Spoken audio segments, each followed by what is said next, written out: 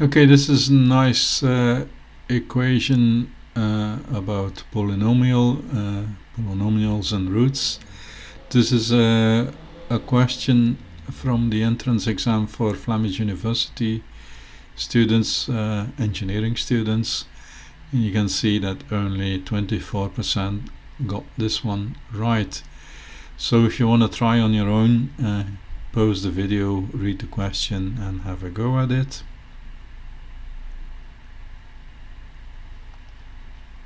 So the question is, consider the equation 12 times x to the third minus 24x to the x squared plus 12x is 1. How many solutions in the interval 0 to 1 does this equation have? Okay, so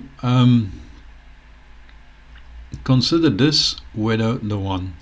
So let's look at 12x to the third minus 24x squared plus 12x equals to 0 and not to 1. So minus 24x squared, you can write that as minus 12x squared minus 12x squared, obviously. And then you can factor this, so you can factor out the 12 everywhere.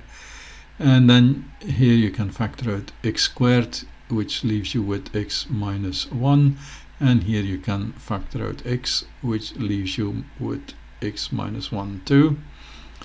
And that's 0. So we can rewrite that as x squared minus x times x minus 1. 12 times is 0. Of course, you can see you can factor out an x here. So you get x times x minus 1 times x minus 1, or in the end 12x times x minus 1 squared is 0. So that's 0 obviously for x being 0 and for x being 1. So this is a double 0. So if you draw that and you go back to the original, you see x to the third here. So at the negative side, that will be negative because x to the third will win. So then it passes 0, then goes up, goes down again, 2x equals to 1, and then it goes up again. So that is 12x times x minus 1 squared. Now, of course, it wasn't equal to 0, it was equal to 1. So actually it's 12x times x minus 1 squared minus 1. So that means that the whole graph goes a bit down. If the whole graph goes a bit down, then you can see that the 0 at 0 goes a bit to the right.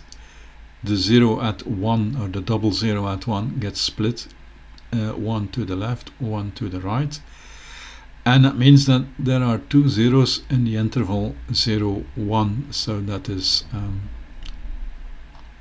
answer C, exactly 2 solutions.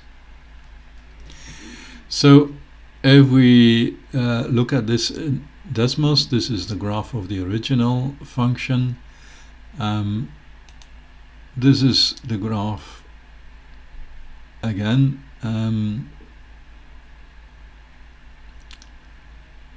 Without the minus 1, and this is the graph if I count the minus 1, and you can see that the green graph is a bit lower.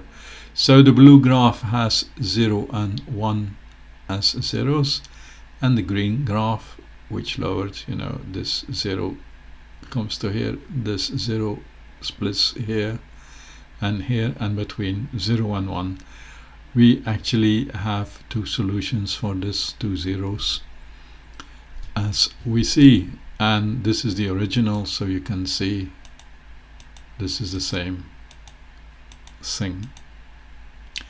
So 2 zeros.